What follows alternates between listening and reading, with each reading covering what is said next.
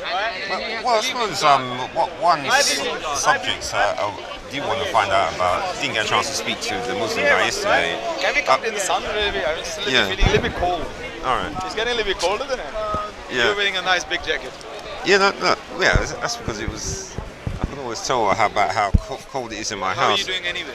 You alright? Yeah. All right. I've been a little bit busy. Last week I was going to come, then last minute something comes up. And I say, oh man, I promised him, but so I was a bit busy, bit of pressure of work, doing a few things. So I couldn't find time. Yeah, but you're self-employed. Yeah, I'm self-employed. All right. Yeah. Same thing. I work for myself, and I was working at home as well. Yeah. There's something going on at home. We were doing some toilet and all that.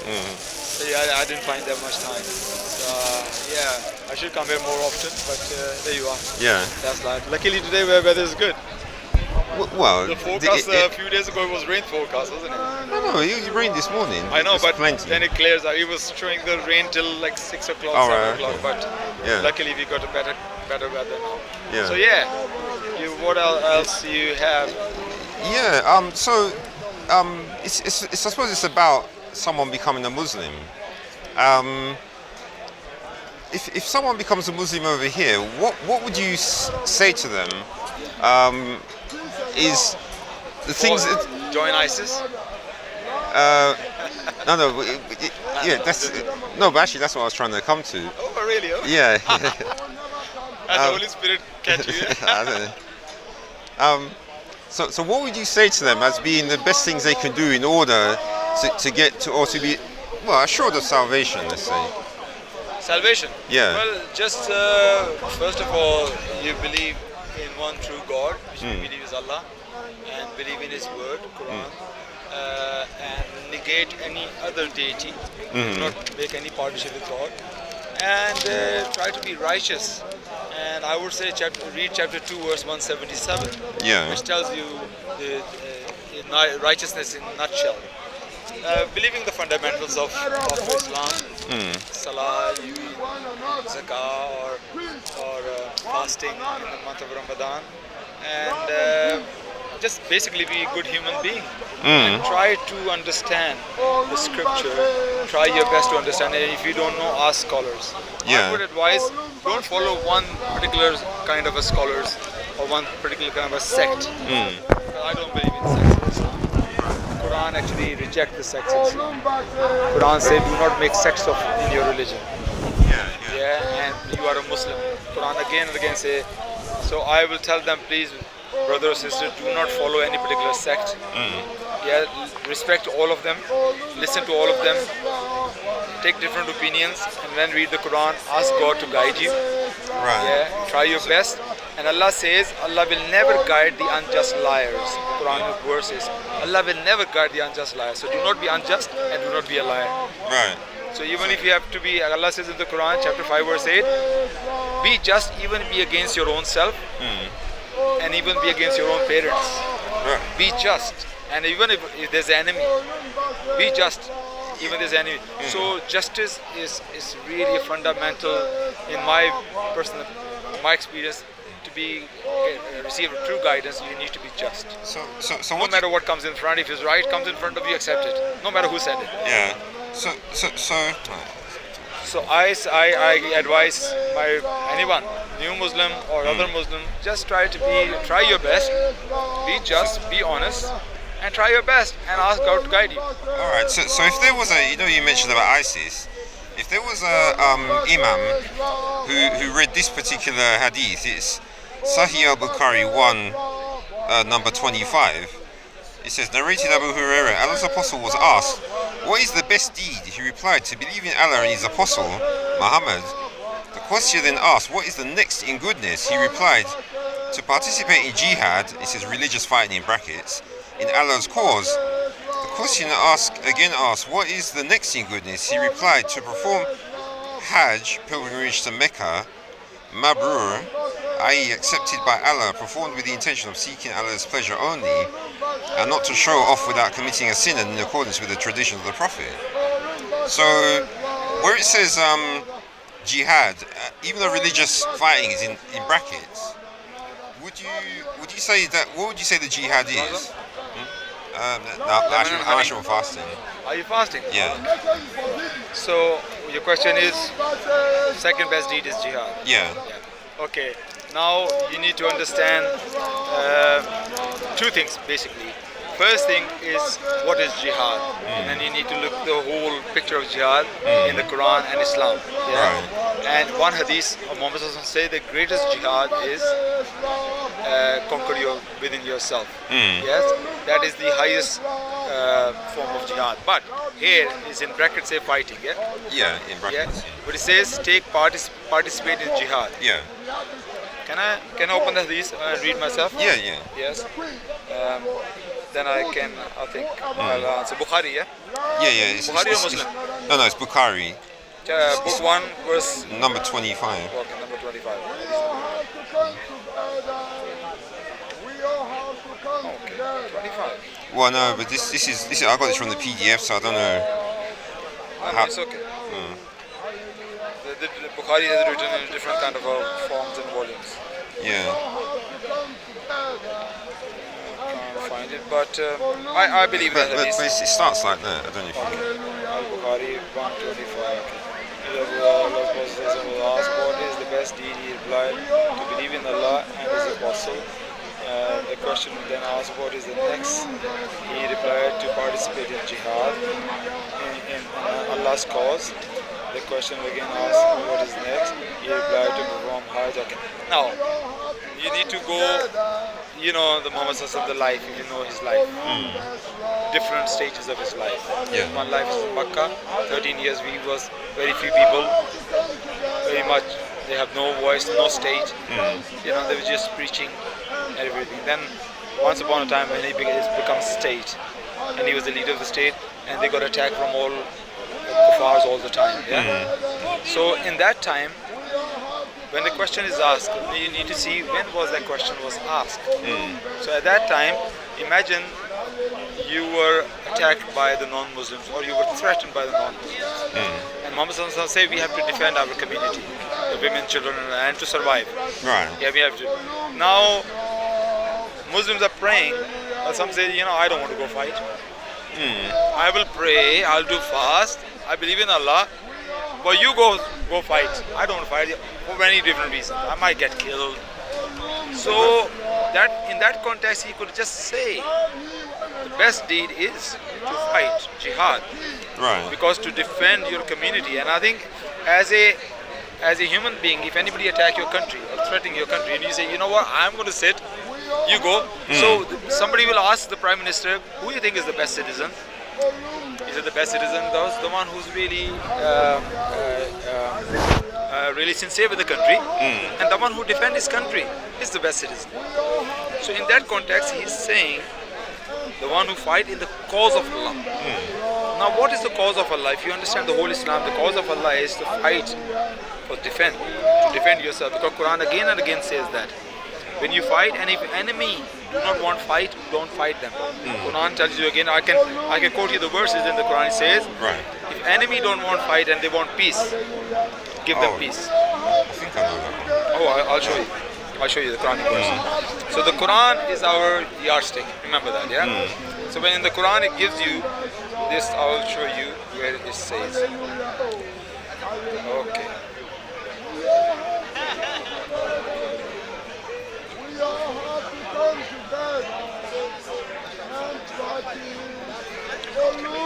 Those who strive in our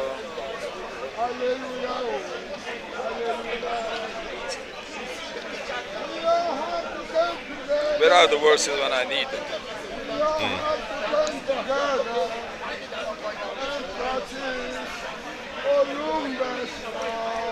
Okay.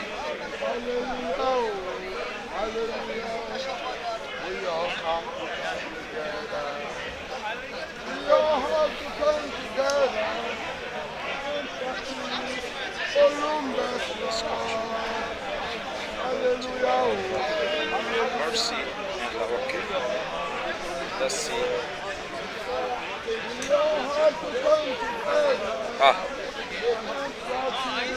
Now here, chapter Anfal.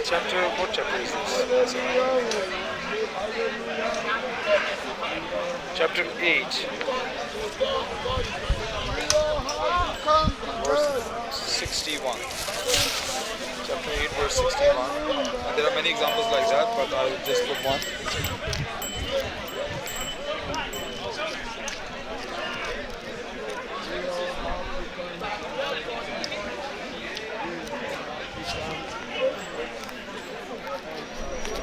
He's talking about the enemy. Chapter 8, verse 61. Oh, that's 8:61.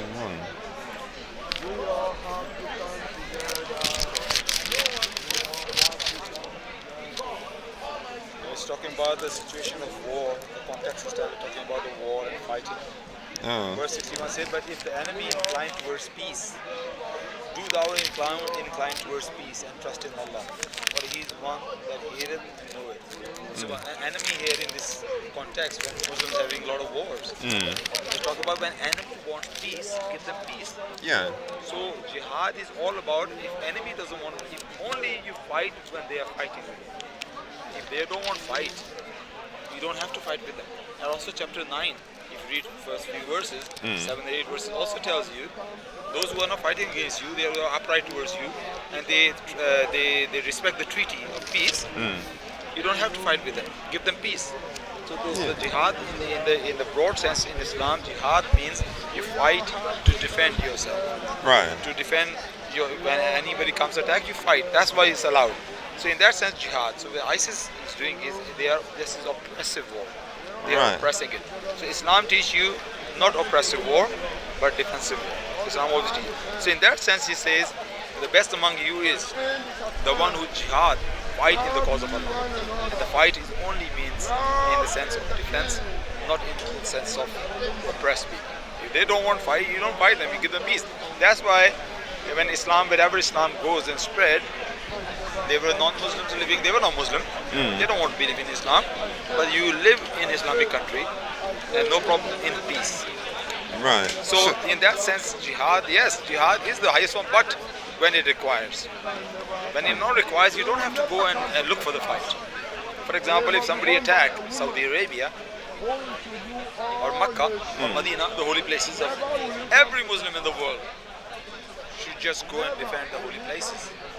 Every Muslim in the world. If anybody attack Makkah or Medina, I should, if I can, I should go and even give my life to defend that place. But only that place, not so. If they were to attack, You going? Oh yeah, you need to go. Take care, brother. Okay, see you inshallah. You take care of yourself, inshallah. Okay, inshallah. Go say Remember goodbye to your Ash. dua, brother, inshallah. Yeah? Assalamu alaikum. So, I would say even Pakistan as well as everybody who lives in Pakistan. And I tell you, not only that, anybody attack UK. If tomorrow European Union get together and attack UK, I as a Muslim living in this country, I must, in my power, to go and defend this country because I'm living in this country. Doesn't matter if it's a Muslim country or not. I will, if I can. So this is what Islam is telling. If you're a Muslim, you must defend Islam if Islam is under attack. And if you are not, then you are not one of the best Muslims. So the whole context you need to understand. Right. So what would you classify then as? So you're saying jihad is the things like the. Jihad is basically means strive and struggle. It also means fighting. So doesn't that then mean that the Muslims who say don't come and try and bring the religion to people, like on the streets or at the speaker's corner, doesn't that then mean that they are at risk of not getting paradise? Say that again. The ones who don't actually do some form of jihad. This is what I'm doing is jihad. Yeah, I know, but I'm I'm striving talking and struggle. I'm trying to destroy, which I believe is a lie, yeah. in my best way to what do you call it? Refute. That's a jihad. Yeah. So what about the ones who don't do that? Well, if they are not capable of doing it, if they do not have the knowledge to do it, then at least what is in Islam it says, the hadith says, if somebody do a wrong thing in front of you, stop it with your hand if you can. Yeah? Somebody oppressed. If you can't stop it with the hand, stop it with the tongue. And if you can't stop it with the tongue, at least think it is bad in your heart, and Right. that is the lowest form of faith. Lowest form of faith. But still, if somebody can't do it, but they know they're wrong, they have to leave with those people with the knowledge. They can say, "Oh no, I believe you're wrong. I don't have a knowledge to refute it." So those who are not doing it, at least they're believing it. They are wrong. Those who are insulting Islam. At least they're believing they're wrong. As long as they say, "Oh no, yeah, I think they are right. They're refuting. They are insulting Islam. They are right." That's wrong. At least in their heart, they believe that they are wrong when insulting Islam. Right, but then reading this one, which is Sahih al-Bukhari 442, it says there is no hijrah. There is no. No hijrah, i.e. migration from Mecca to Medina after the conquest of Mecca, but jihad and good intention remain, and if you are called by the Muslim ruler for fighting, go forth immediately. So then, that means what you're saying about doing jihad, that means imams should actually be in order so that they should actually be getting people out to do what you call jihad over here then. Yeah, but if the leader is wrong, in this sense, the intention of the leader is just leader. Yeah. The leader is asking people when it's required. Because the leader, it goes against the Quran or Islam or Sunnah of Muhammad Sallallahu Alaihi Wasallam, then he's wrong leader and you can say no. Right. In that sense. Okay, what's it narrated in Abbas says there is no hijrah after the conquest of Makkah. But jihad and good intention remain. Now, jihad here means what? Jihad meaning you strive and struggle. Yeah, but in this one the context is the back because it says fighting. But it says and jihad and good intention remain. Jihad is also meaning your struggle, strive and struggle, no matter what. And if you are called for fighting, go forth immediately. So yes, in that context, that was his life was. Whenever the fight was there, he asked people.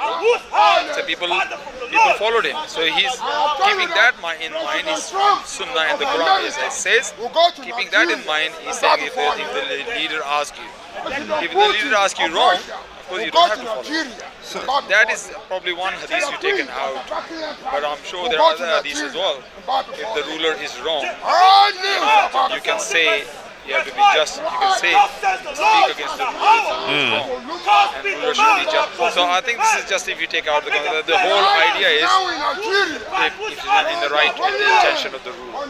Right. So Meaning keeping in mind when there is required. So it almost sounds to me from what you're saying about jihad that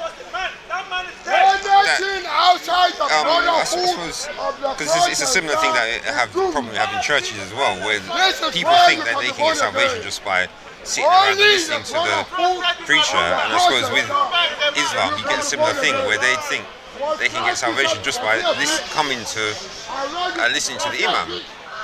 But from what I'm reading here, it's why listening to Imam is salvation. Salvation is with the Quran and Sunnah. Follow the Quran. Imams can be wrong. Imam is a human being. I know, but from what I'm reading here, jihad is required. Always. Yeah. So, Even jihad is required right now. If somebody attack right now, we are not going to say yes, you have to fight back. You have to make sure the oppressor must be in control. right. And the oppressed must be safe. Oh yeah. So that's jihad. Yeah, no, And that's it can happen as a statewide, in a state level. yeah, that's defense. But so you're saying that in countries which are peaceful, there basically isn't any offensive jihad. Offensive jihad. Yeah. What do you mean by offensive jihad? Well, no, where you have to strive in the What happened in the time of the Khalifa? There were wars which appears like they went to war to conquer lands. What as a Muslim duty is this? Go and proclaim the word of God. Go and proclaim the word of God. If somebody stop you from proclaiming, you say you can't stop us from proclaiming. Why? If some leader of a nation or army say you can't go and proclaim in our country, you say these people in your nation, they deserve to hear the word of God. So we're going to go, and if you come in our way, we even have to fight you. Because these people who are your citizens, they deserve to understand that this word is for the whole world. So we must get in there. Like for example, in Jerusalem, they took over Jerusalem without any fighting. Jews didn't fight. They wanted to bring Islam to Jerusalem. So Jews say, we're not going to fight you. And there's no army conquered them. The army went there with no fight, no killing, no nothing, because they wanted to proclaim the word of God. Yeah, and even there's another place, Khyber. When the Khyber Muslims went there fighting, they conquered the Khyber. But they came out, they left in the hands of Jews.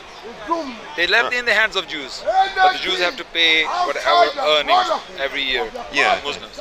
But that place, because that was actually a defensive fight. It might look like they went all the way there, but a lot of fitna, lot of what do you call it? What is fitna? A lot of mischief was coming out from that land. Oh, actually, it's just I don't want to view somewhere else because it's coming towards us. So, you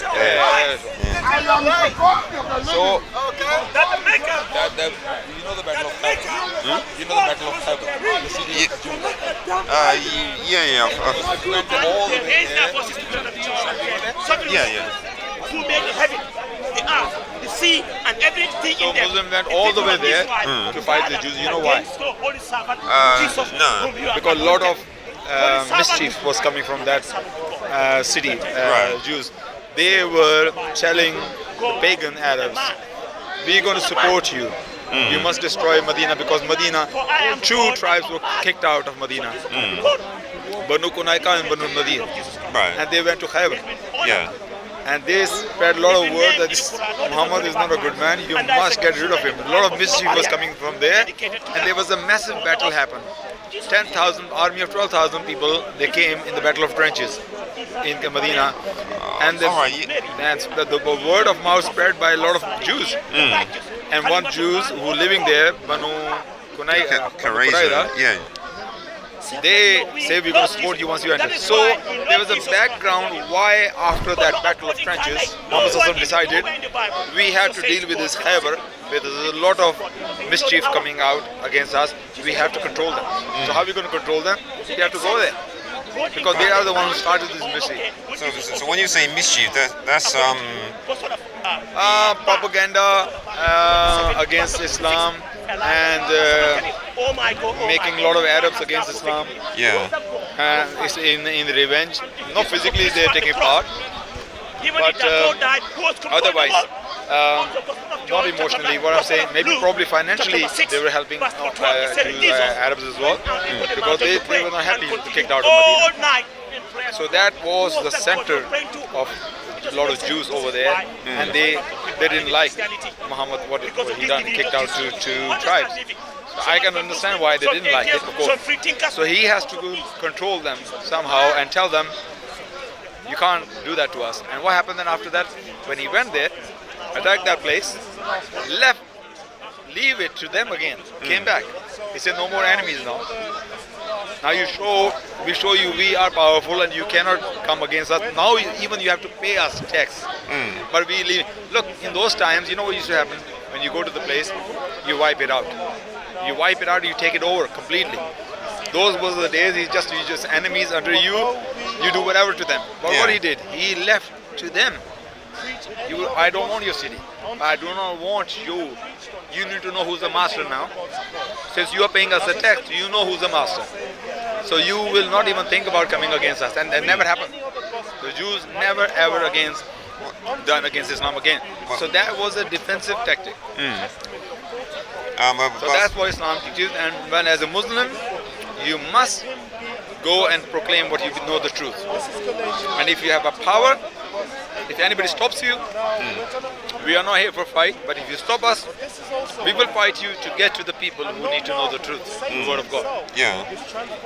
I think that's exactly what in the time of Moses, God told them, isn't it? What's that? Moses will take over that city as well, isn't it? Oh yeah. And Joshua and David can conquer many places as well and bring a lot of treasures from the nations he subdued, didn't he? Yeah, the thing about it is when David fought, it wasn't to expand, so they only attacked the whenever they attacked somewhere, there wasn't really any occupation. Oh, you know why? Because they annihilate the people. They completely kill them. Joshua killed. No. It depends. There were some nations that he did say that yes, they should all be killed, but others, the ones that he says don't completely kill, they shouldn't be completely killed. So there was specific orders. So they were killed and they were subdued as well. What subdued means? They're under you now. They're subdued. Yeah. Yeah. So if the God of the Old Testament can do that, and that was the true God, we believe that happened. So the God of Islam also, which we believe same God, he told you must proclaim the word of God. If anybody comes in your way, then that has to be destroyed. If anybody comes in your way, if anybody wants to stop you, they know. Because if we want to preach in the other land, the government doesn't want it, the Christian government or pagan government doesn't want it. What about the people? People want to know it, and we believe people want to know what the truth is. So we're going to go there. If we have a power, we're going to go there because they need to know that. Right. So that's why I believe this is what it is. But in this day and age, there's no reason for that. Right. But in this day and age, you don't go because people know it. People know where Islam is. Muslims are everywhere. But you know you're saying about Muhammad being only doing things in defense. Who's calling you? No, it's just a guy I know. Yeah. So what about? So you're saying that Muhammad only did things in defense whenever he did like raids, etc. The overall strategy was the defense. Right. Yes. Overall strategy was always the defense. Okay. So what about this one? This is Sahih Muslim, book 21, number 4757. It says it's quite a long one, but it says Jabir bin Abdullah reported Allah's Messenger, may peace be upon him, sent us on an expedition where we were 300 riders and our chief leader was Ubaidah bin al-Jarrah. We were on the lookout for a caravan of the Quraysh. So we stayed on the coast for half a month and were so much afflicted by extreme hunger that we were obliged to eat leaves. And the rest of the story just goes on about how they got some animal and ate it. So when he says that they were on the lookout for a caravan of the Quraysh, do you know what reason why he was? Yes, I can tell you the reason. I believe, I know for a fact in the beginning when Islam in Medina spread, a lot of Muslims, they left their Makkah, they left their businesses, they left their families, still there. So what Makkah done in revenge, they looted all their businesses. They took control, the Makkah, the Quraysh. The Quraysh of Makkah, they took the Muslims who left the city, you know, the Hijrah. They came left to Medina. Mecca, you mean? You're right, In Makkah, they left a lot of their businesses. Right. Whatever merchandise they had, carpets, whatever, they left it there. So the Quraysh in revenge, later on, they just take all their whatever possessions were, their businesses, they took. And then those possessions, they are going to Yemen or they're going to Syria, like merchandise, to selling it. So what Muslims supposed to do? They asked Muhammad Sallallahu Alaihi Wasallam, they have taken us, what we are sitting, doing nothing. They give them permission, go and sit, and get it, what is yours. Take it back from what is yours. And that's what happened in the very first battle, Badr. Badr happened also because of that, and the Muslims heard that Abu Sufyan is taking a lot of things to Syria in the north. So Muslims say, okay, we have to go and get it. This is ours. So that's actually an extra thing that what you're basically saying is Muslims are allowed to do that. No, it's your right. It's your possessions. They have taken it. You have a right to take it back. It's yours. Yeah, but the thing is, with this caravan, how would they know that the caravan had their possessions on it?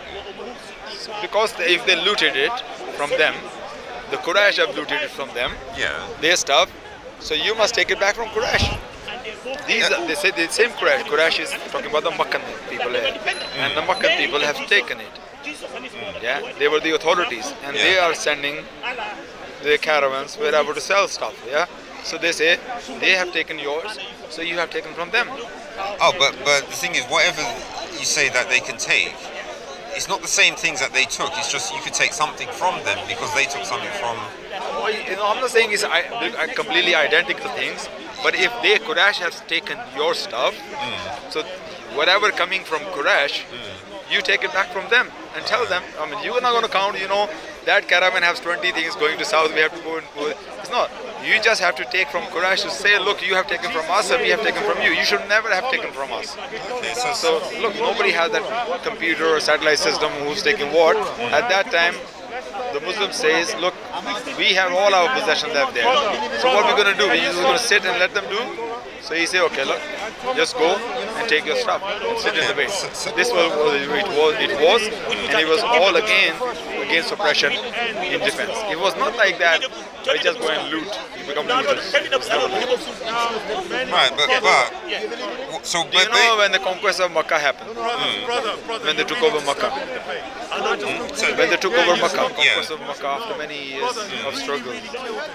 Those were the same people who kicked the Muslims out. Those who used to do a lot of harm to Muslims, early Muslims in Makkah. Those who attacked Medina many times, or have wars. And Muhammad Sallallahu took over, he didn't take any revenge from them. Apart from 4 or 5 people. 4 or 5 people, their crime was so huge, they have done so big, that their crimes, their punishment was death penalty. But even among them, 2 or 3 were forgiven. But when you say their crimes are big, what crimes did they commit? I can't go into the details. Probably when the battles happen, they have done war crimes. Probably. They have done war crimes. Probably one of them probably be when Muhammad Sallallahu actually he has actually forgiven the person who dismembered his uncle's body Hamza, in the second battle. He even forgiven that person as well because that person became Muslim. But what's some of them for things that happened though when Muhammad was in the minority in Mecca? So what some of those killings revenge for things that happened then? I can't go into the details, but I'm just saying that the one of the biggest enemies, Abu Sufyan, the one who bring army in the second battle against Muhammad Sallallahu Alaihi Wasallam, the one who's one of the biggest staunch enemies, he even forgave him. He even forgave his wife, the one who chewed the liver of his dead uncle. Hamza, when he died in the second battle of Uhud, she asked a slave person who killed him in the battle to cut open his body, taken out a liver or a heart and chew it, because that Hamza killed her father in the previous battle in revenge. So he even forgave her as well. This is how forgiving Muhammad Sallallahu Alaihi Wasallam was. So I don't know what was the other crime of other 4 or 5 people were. I believe it was bigger than that, because he even forgave his worst enemies, one of the vicious people. What I'm saying is the Meccan population probably at that time was 50,000, some people say 60,000 people. Among them only 4 or 5 people, he says, are going to be punished by death. Even among them, 2 or 3 were forgiven. So everybody else was in peace. And not everybody accepts Islam. Not everybody. There was some people, they say, oh, we don't want to fight, no war, but you're still part of the Makkah. Then later on, next year, the verse came, not anyone who's not a Muslim must leave the land, must leave the Holy Land. So at least for 1 year, the Meccans were, non-Muslims were still there. He forgave them all. He didn't forgive them because they became Muslim. He just took over and he said, I don't want any bloodshed or anything. Imagine those people who were trying to destroy you from the beginning, and you are forgiving them.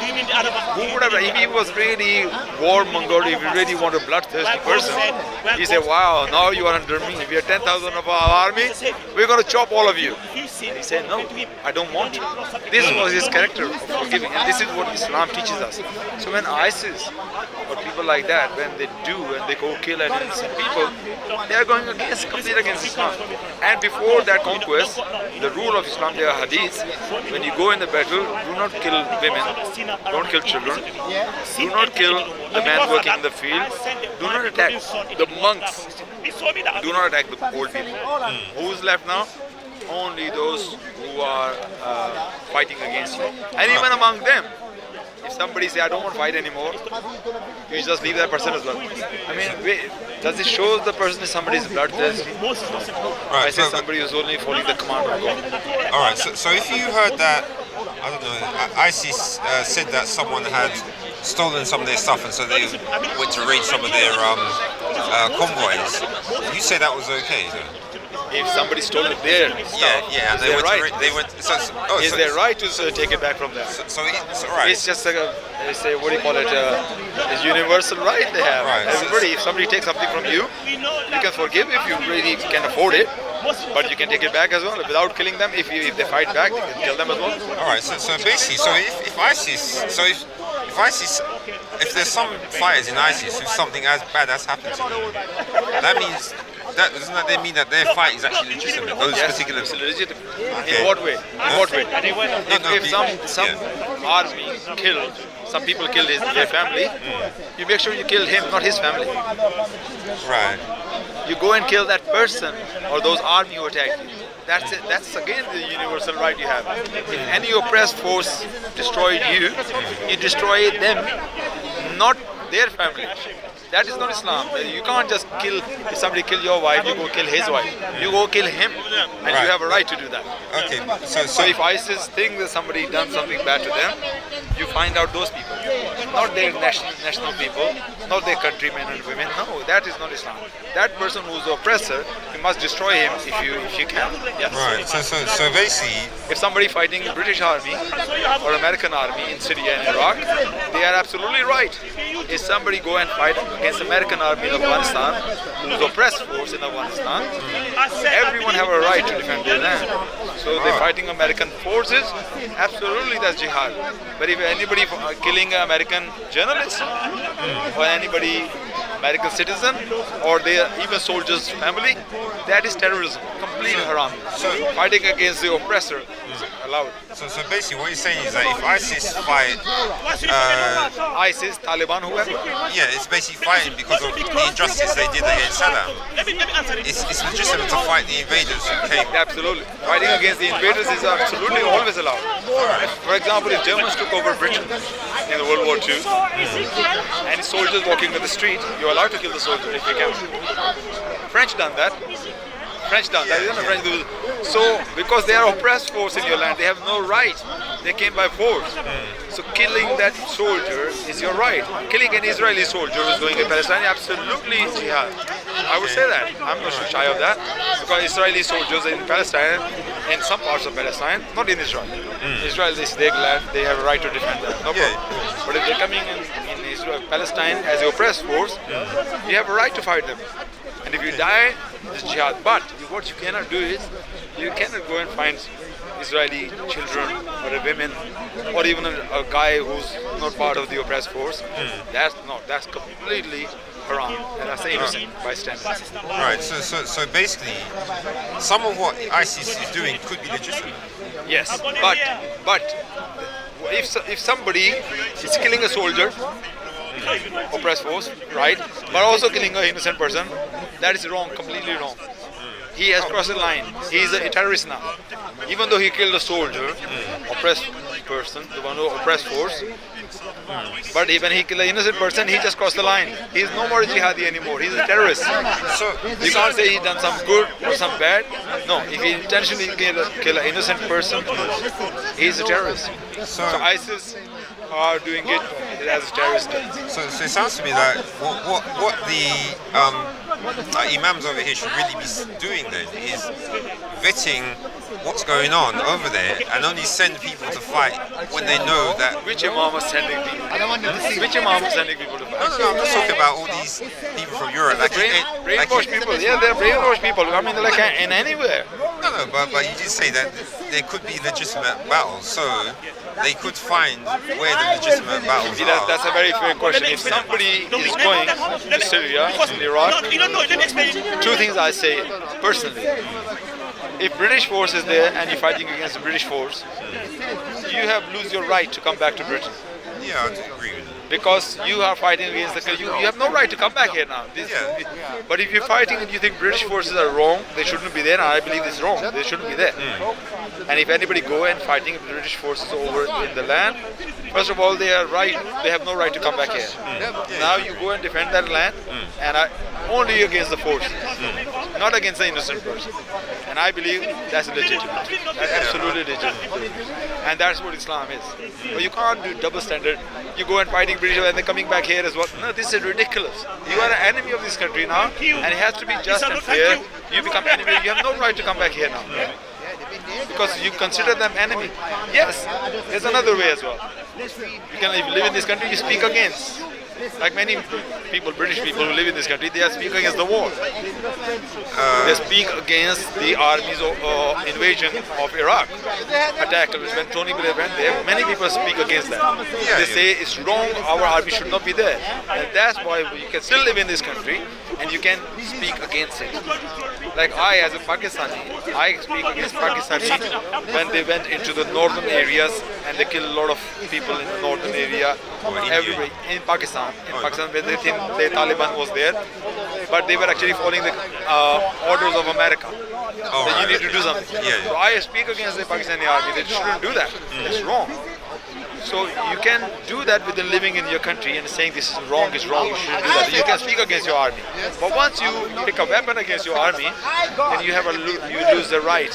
You cannot be part of that nation. You understand what I'm trying to say?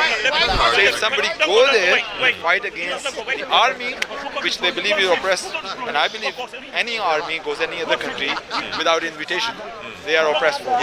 They're wrong. Doesn't matter if it's my father or my brother.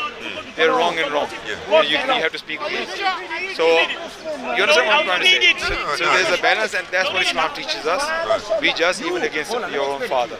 So yes, if somebody fight against the army, they are completely legitimate, but killing any innocent person is completely take you out of the fold of Islam. But I say you become a terrorist. I'm not going to say ISIS are no Muslim. I'm not one of those who say they're not Muslim.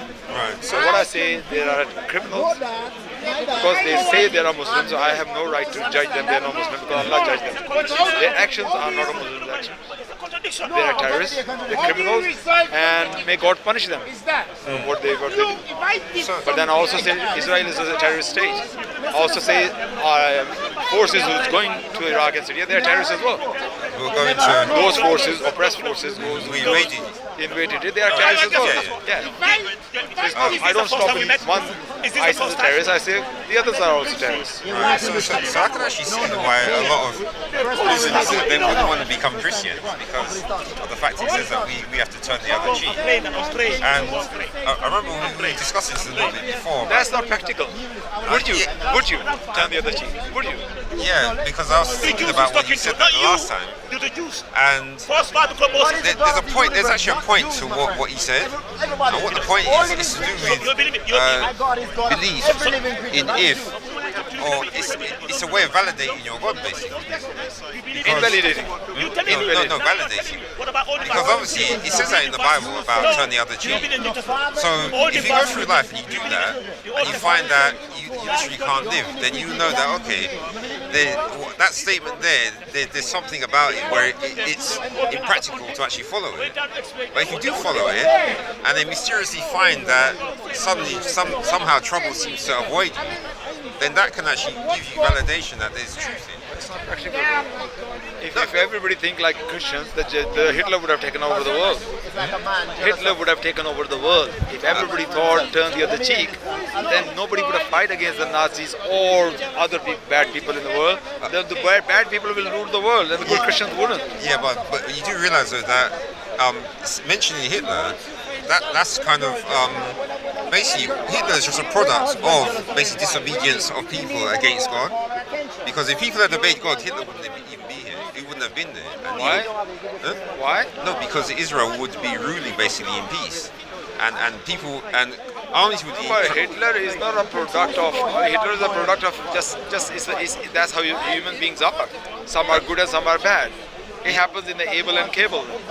There's two brothers. One of them killed the other one. This is a human nature. This is a jealousy against each other. So there's always going to be bad people. No matter if the whole world become good Christians, there's always somebody will be bad. The evil works on some people. Some people, because if everybody become peaceful, there will always be somebody who want power. But if you say, oh, you hit me, not everybody is same. You know what I'm trying to say. There are people who are inclined towards bad things. Yeah, but I don't know if you know anything about the history of what happened to the Christians like after basically when they were spreading the gospel, and the fact that whenever the time came for them to be killed, they always accepted it without defending themselves. Basically, that's where the term martyr comes from, from the Christian side. And so eventually Christianity took over to control. No, it got wiped out basically. But the thing No, about Christianity didn't wipe out. Then Christianity took over many centuries later. no, those are the fake guys. The real guys did get wiped out.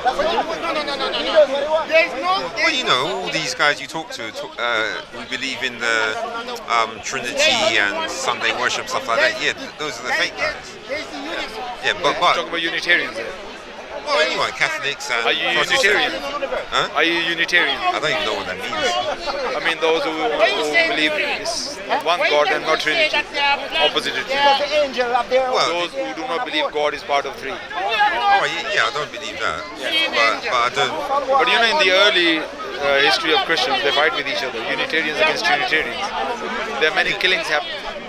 Yeah, but The other bishops got killed, or they got murdered, or even fighting took place between Unitarians and like Roman Christianity and North African Christianity. There were a lot of fighting happened within the first 2-3 centuries. yeah, no, but the thing about it is that those people, by the time they came around, it was already effectively too late, because even in the Bible, the Apostle Paul said that once he leaves, basically he said that wolves would be coming in. So he was So expecting. how to tackle them? No, well, this is what you could say is one of the problems you could say with Christianity that people on the outside will see with it. They think that you should like fight in a sort of physical or way to try and establish what you're going to do. But see, what the point I feel, or from what I see that God's trying to make, is that basically in the kingdom of heaven, it's not about fighting at all. And what God is basically wanting to do is to show it on earth. But of course, showing that on earth, the problem is the evil people will always have more power than the people who want to do good. So how are you going to tackle the evil people? Well, As I give you example, people like Hitler will always come out and gather forces to just conquer and breed, whatever. Yeah. And how are you going to stop them? Or how we stop him? How we stopped him? No. So we don't. Basically, we haven't been given the mandate now. Basically, until Christ returns, to do any fighting. So if you let other people do it. No. It's God who does the fighting. How? Oh, because He controls the weather. He controls whether people die and have heart attacks, etc. Give me an example when God stopped the big fightings. Oh no, you won't find anything like that in history. So what I'm saying is, it's impractical. This teaching is impractical. Give the other cheek. It's impractical. So what I'm saying is, it's not the word of God. It's the word of man. Very nice person, very peaceful person who would have said it. It cannot be a teaching of God. No, but you see, a man wouldn't have given that teaching anyway, because to a man it wouldn't make sense. If you think, because Very peaceful man would. Very liberal, peaceful man would. The one who's writing the gospel, he probably thinks somebody is so great, he doesn't like fighting. He said that. But I'm saying that in practical sense, it's not possible. It's not possible. yeah, for a man, that's why. So you don't believe in physical, even for the sake of defense. Physical, manheld, somebody to fight back. You don't believe it. No, because basically, because the command is given, I have to believe in that command as it's given, that God will do something. But why would command given? Why would command given like that? Why? No, that's God no. in the Old Testament is not like that. In the Old Testament, He said kill the children as well, kill even the women and the men, slaughter everybody. It's the same God. Why the same God is saying not the other cheek? No, that was against those particular nations.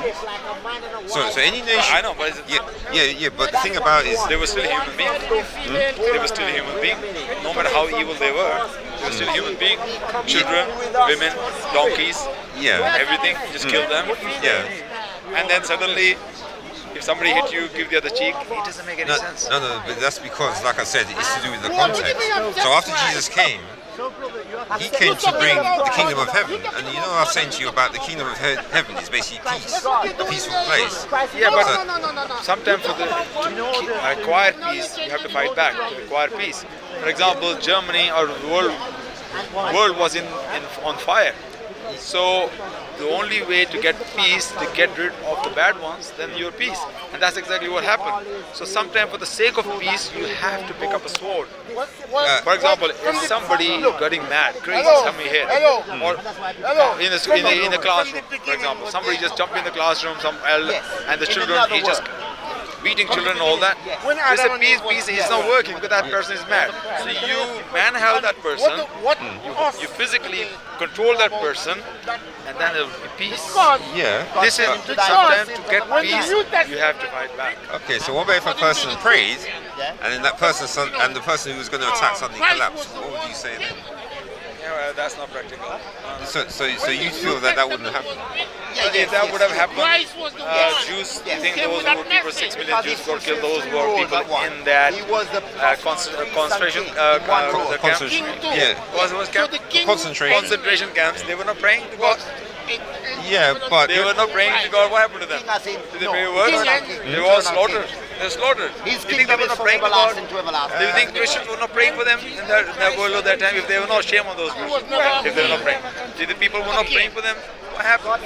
They got killed. Because the One Romans. after the other. 6 million only. No, they didn't. 12 million.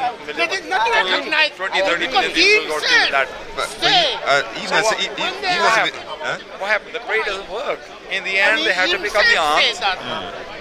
Yeah, and then go into Germany and destroy the evil, and then there was a peace. yeah. So from what you've seen there, it doesn't work. But the problem, what's happening there, is that is a result of essentially Adam's sin. I'm not going to that. No, that's where all the fight. Okay, So let's say that's what we're paying for. Let's say for the sake of argument, we believe Adam's sin happened. Right. Yeah. So solution is somebody comes like that evil, you fight back. Otherwise, if you don't, they're going to keep killing you. Yeah. Because we can't go back in past to reverse the sin of Adam. Yes? So now that evil is always there, and evil keep coming back, and we keep fighting the good people. So what good people should do? They don't just sit down, they have to pick up the sword and destroy the evil people. You can tell them first, please don't do that. You can, but when they cross the line, you can't just let innocent people die. You can't. And you pray. Yeah, I know, but like I said, though, that's what I said about the turning the other cheek. That is, it's not based on not doing anything. It's based on just because God gave that commandment, and that it's down to Him, obviously, to do the defending. But why it's not working? Why it's not working? Well, no, it's because actually I was just Why it's not working? Maybe it's a different context. Maybe it's a parable. Maybe it doesn't mean that, or maybe it's not a word of God. It cannot be. It's not a practical solution. It's not. I mean, the Christians of the old doesn't believe that. Christians of the old time doesn't believe that. The Crusaders don't believe that. They read the same Bible, and the Pope Urban told them you have to get the Holy Land back because what Muslims are doing is quite evil, and you have to make sure the Muslims take it back from them, the Holy Land. So they didn't believe that. The Spanish Inquisition happened. They didn't believe that. Oh no, but I was So they're reading the same Bible, brother. No, but I was just going to read you something from the Bible related to, you know what I'm saying about how God is the one who does the protection detail, basically. Because it's a story in Job, and I'll just go to. This is just an emotional teaching. Emotional teaching. I find when Christians, most of the time, when they do not have much other things to make sense and logic, they at the end of the day come back to peace and love. But God is not peace and love. He Himself, in a true sense, He also gives you, He also tells you to fight. And actually, Jesus will come back in the second coming. He says, Jesus will come back in the second coming, destroy His enemies. Yeah. So where's the peace and the other cheek? No. That's what we're supposed to do now, because this is the time where it's, like I said about, but anyway. It doesn't happen in the past. Example of the past, God is destroying people. In the future, Jesus is going to destroy people. Now is the time. Why? Why now is the time? No, because it's an example of the kingdom of heaven. But I was going to... Says who is an example of kingdom? No, because the kingdom of heaven is peace. So He's bringing that example down to earth, and part of it, when the Christians turn the other cheek... Is it peace in the world? No, but the Christians, they bring the peace. Obviously, people kill them, Wow. Christians bring the peace? Christians at the moment, I'm the talking Christian about- countries of the West, which are majority Christian countries, are destroying the world right now. Yeah, but those are the fake Christians. I'm talking And about also, the real. come on, look, the majority Christian country, what do you call it, colonialism. Which Yeah. nations done colonialism?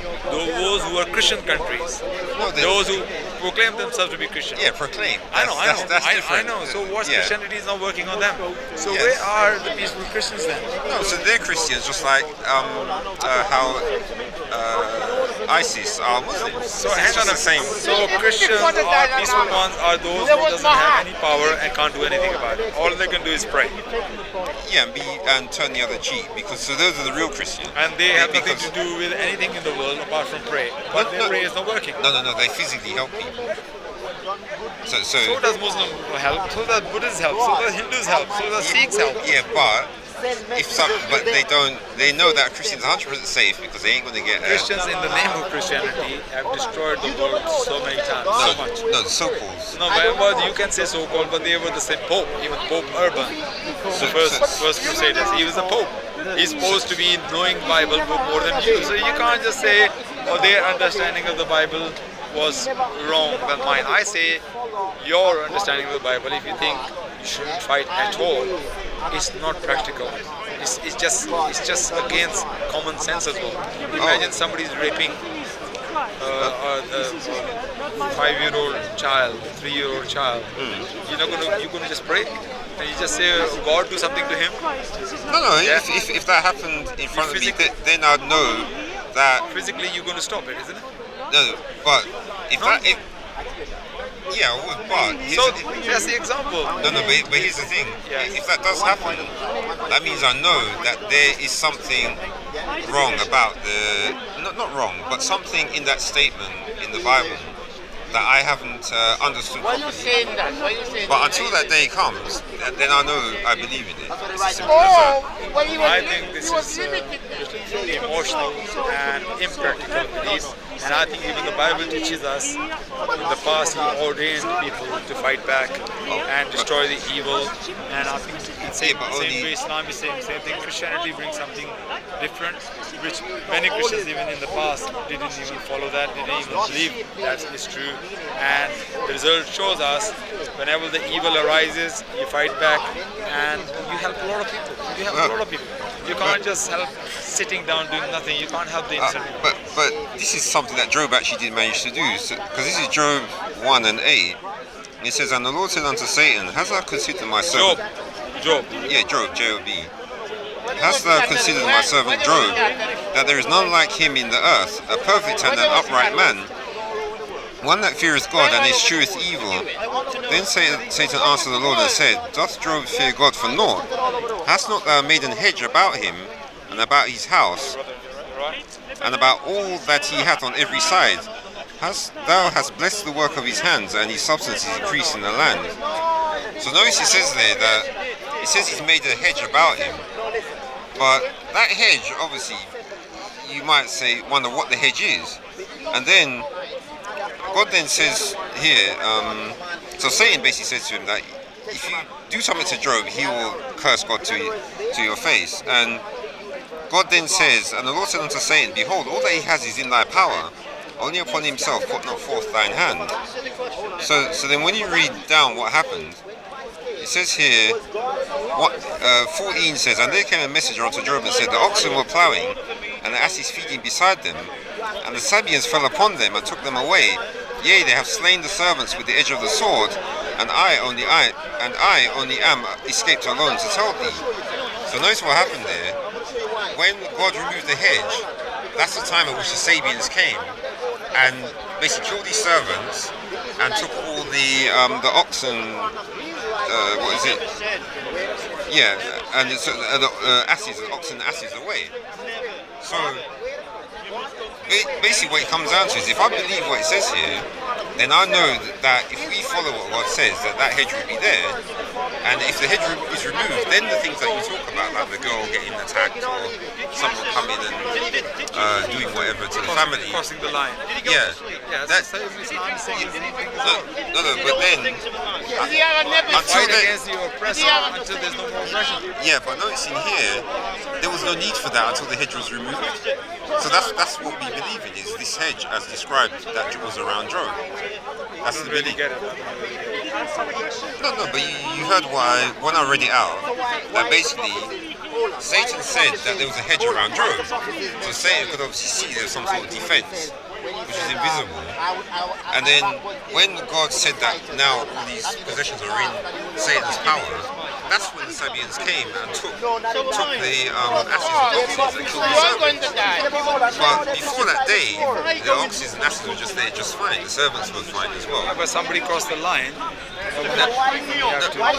but the line was that God gave those possessions into Satan's power. It was at that point. That's only from then on. Basically believe If you go to Saudi God Arabia, controls everything. if you go I mean, to Saudi controls. Arabia, If something bad happens, you just pray and God will solve it. you didn't. Even physically, God will stop the evil or the bad wrong. God will physically stop by your prayer. No, but the thing is, notice what happened with this hedge. The hedge actually just stopped anything at all from happening. So where Job lived was just essentially complete peace. So no attacks were happening, none of his stuff was getting stolen at all.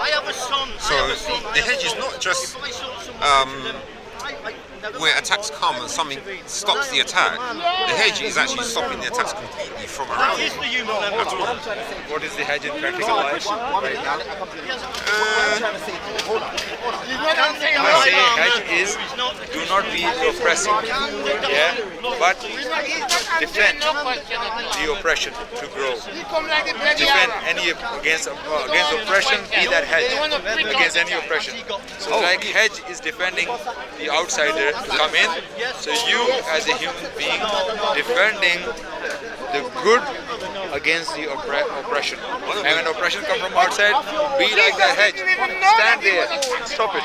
But actually, funny you say that, Job actually did explain how he used to do that later on. Basically, what he used to do is go against the other rich people who oppressed the poor, and Job would help them against the rich, using the substance that he was given. But the thing is, he didn't have to use any weapons. That is just an example of Job and which armies attacked him. Yeah, but they could only attack once. You can't just use that one Job example as is a definite example. This example could be used as a parable to understanding that hedge could be as a defense, your army, your nation, your forces can be your hedge. No, but he explains it because the fact that But I will have to have a look into it. I'm just kind of in the rush. I need to do my prayer as well. I missed my one prayer. Yeah. May God forgive me. Yeah. I have to do my other prayer as well. Yeah, So yeah. I'll look into that as well. Yeah. Because I didn't really pay too much attention. All right, okay. But we'll talk about it again. Yeah. Yeah, yeah. I'll see you next week. God willing. Yeah. Yeah, or maybe a week after. I might have to. No problem. You got my number anyway. Yeah. You can always send me a message or something like that if you have any. Yeah. We can always have exchange our views on some verses if you have. Yeah, In the yeah. midweek, if you have anything, you can send me a message and we can do something. Yeah. All right. Yeah. Okay. All right.